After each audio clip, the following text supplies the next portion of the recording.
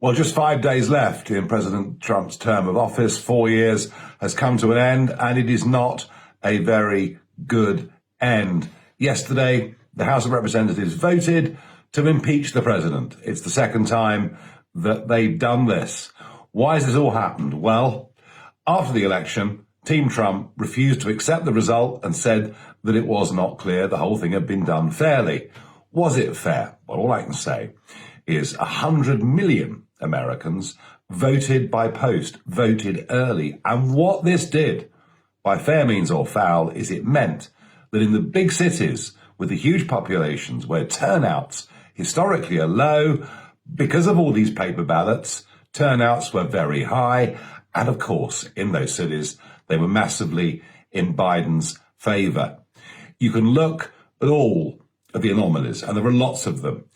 But the point always was, and I said this all the way through, that actually proving something's gone wrong is a very difficult thing to do. And I never thought they'd be able to achieve it. I've seen it myself in this country, and I have to say, I think the French have got it right, that you should only have absentee voting in really exceptional circumstances. But those images of the 6th of January in Washington, D.C., of the mob storming into the Capitol, I'm afraid they're there and they last. And that was what was discussed last night in the House of Representatives, that something awful, dreadful had happened and that somehow Trump had incited them. Well, I think it may have been a mistake to get 500,000 people to assemble on that day in that febrile atmosphere. But the president didn't tell them to go and storm the Capitol, nothing of the kind. And these Democrats in the House, they're the same people, of course, that falsely went through an impeachment process against him a year ago. They're the same people that completely refused to accept the result of the 2016 election that Trump won and have spent 4 years doing their utmost to delegitimize him. And of course, they're the same Democrats who, when we saw widespread violence, endless violence in dozens of American cities caused by the Black Lives Matter movement, either turned a blind eye or made every excuse they could to justify the violence, the arson, and the looting. So the air is thick with hypocrisy. It really, truly is. But much more importantly, I think that by going through this impeachment process, they are making a very bad mistake.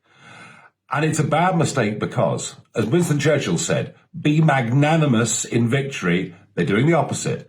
They're being as vindictive as they possibly can, and it shows every sign that they will go on doing that.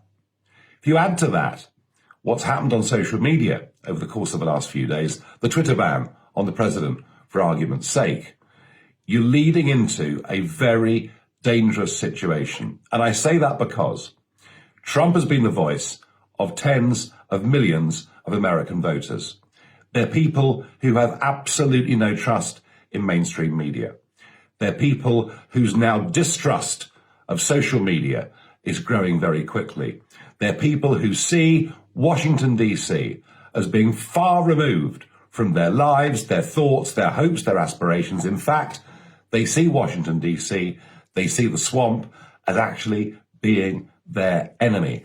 And Trump was their voice. And if you martyr Trump, if that's what the establishment does, not only do they put him, in the eyes of those tens of millions, into some form of sainthood, but they lead to a situation where, with a silenced Trump, something else will come along and head up those tens of millions of people. And I think there's a real danger here. A real danger that somebody far worse in the Democrats' eyes than President Trump will come along as a big political figure. A real danger that you see an organized far-right political party in the USA as they split off from the Republicans. And a real danger that a non-acceptance of legitimacy, a complete refusal to accept the way that their president has been silenced and impeached, will lead to chaos and disorder continuing in America. There is a real danger that this impeachment leads to greater division in a country that's already got these problems. And because of that, I genuinely believe that the Democrats are making an historic mistake and that this impeachment won't help.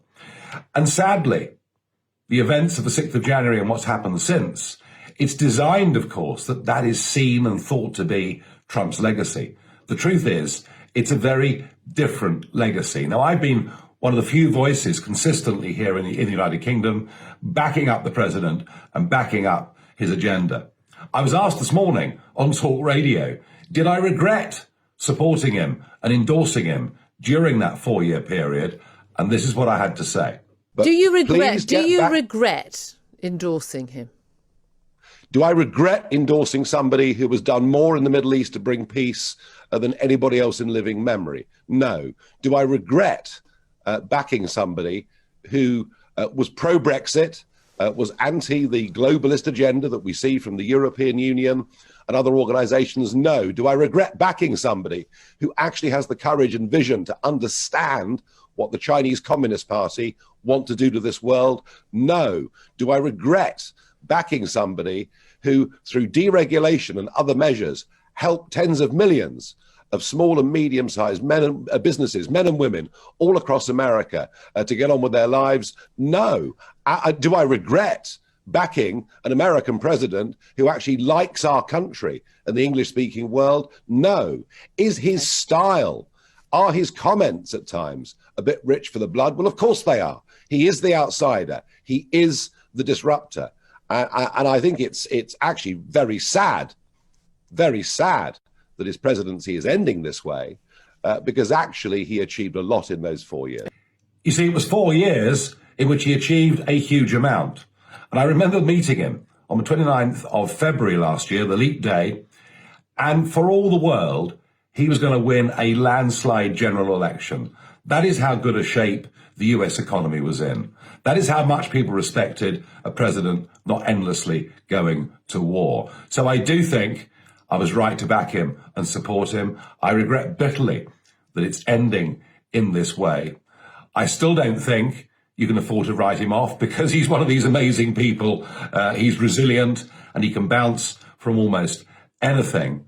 But I repeat the point. Carrying on with this impeachment is a terrible mistake. Martyring Trump is a